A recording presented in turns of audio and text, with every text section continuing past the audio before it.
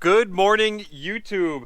In today's video, I'm going to give you a quick tip, and that quick tip is how to disable this lock permanently. So if you have a Toyota Rav4 Prime, then you know the default setting for this car is to always lock this J1772 plug on here, your charging plug. So in today's video, I'm going to show you how to disable that permanently.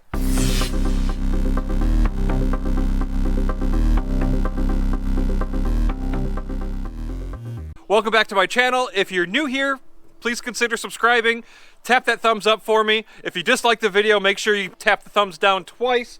But on to this video. So now I'm going to show you how to disable this. But first off, why would you want to disable the lock? Because potentially somebody can come by and unplug their car and plug their car in instead. For me, most of my charging is done here at home. With a plug-in hybrid, I try not to plug in at public charging stations too much, so this being locked is not a concern for me, even if I am charging publicly.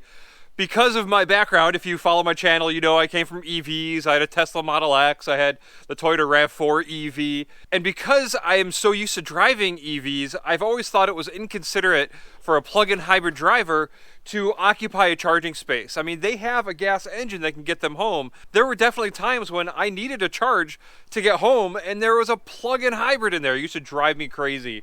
So I try not to do that to other people. I encourage you guys to do the same. If there's no other cars charging and it's not a very popular charging station, sure. I mean, definitely use it. That's what we bought this car for. But just try to be considerate of other people who have full EVs and they need to go home to their families. So with that said, that is why I disable this. So because I charge here mostly at home, nobody's gonna unplug me, so it's no big deal.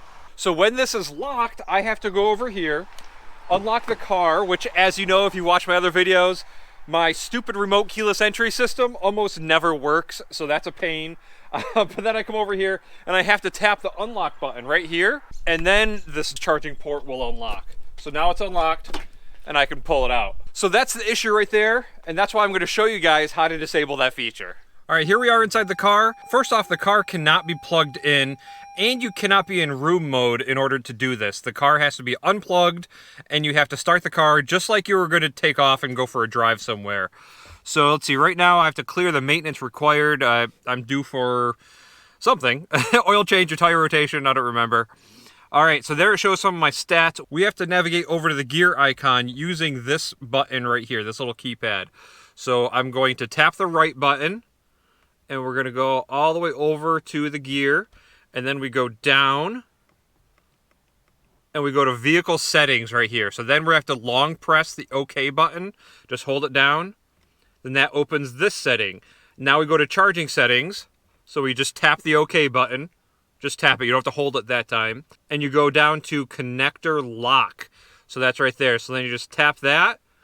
You can do auto lock and unlock, or off. I completely turn this off.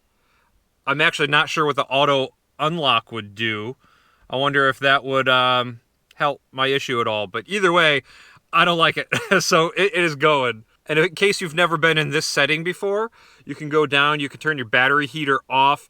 I would never recommend that, but if you were really in a bind and you needed some more range, but I don't really still know why you'd want to do that because you have the gas engine, so that's not needed. And then the battery cooler, again, I wouldn't recommend messing with either of those. But this little menu has some cool features, so feel free to check it out. If you ever want to mess with a charging schedule, you can do that. Charging current, I always set mine at max. That's the default setting. But if you're on a weak circuit, or you're traveling somewhere and it's just a low amperage breaker, you could switch it over to 8 amps, but I wouldn't recommend that. And with all of that done, all you have to do is tap the return button here, and you can leave the menu, and then you can navigate back over to wherever you were, whatever display that you like using. I always keep mine right on that. And now we're back here in the charging port, and you can see that I can just pull it right out. It does stick a little bit, but it is not locked anymore. And part of the reason I'm sharing this is because I thought this was pretty common knowledge. I thought everybody knew about this feature, but I've been talking about this online in a couple different forums and pages and stuff, and nobody knew what I was talking about. They didn't know this was possible. So I really hope that helped you guys. My channel is all about helping you guys. So if you do like the content, feel free to like, share, subscribe. I'm only here for you guys. I don't really make a whole lot of money off this, so I appreciate your support. Sharing these videos on all the likes really help the YouTube algorithms. But that's it, guys. Thanks a lot for watching, and I'll see you in the next one. Bye.